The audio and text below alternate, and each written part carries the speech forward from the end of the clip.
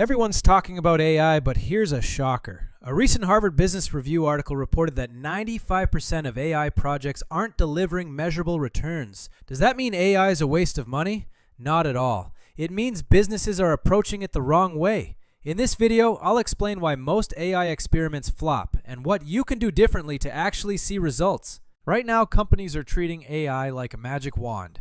They're launching dozens of pilots, chatbots here, marketing tools there, hoping one will hit big. But this shotgun approach failed during the digital transformation wave a decade ago, and it's failing again with AI.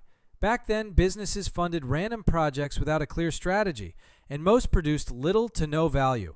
Now they're making the same mistake. The problem isn't AI itself, it's focus.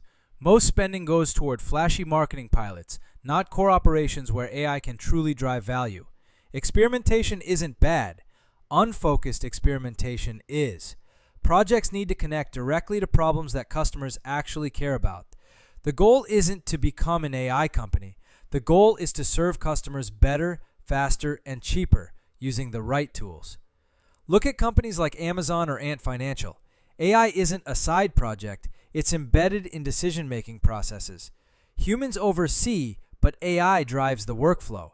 That's transformation, not just tinkering. So how do you make AI pay off? Here's a 4-step game plan inspired by the lessons highlighted in HBR. See AI in context. This isn't about a single tool. It's part of a bigger shift to data-driven operations. Start with the customer. Ask, what real problem can AI solve today? Run focused, low-cost experiments. Test ideas that are small enough to learn quickly, but big enough to matter. Use filters like, how intense is the problem? How often does it happen? How many people does it affect?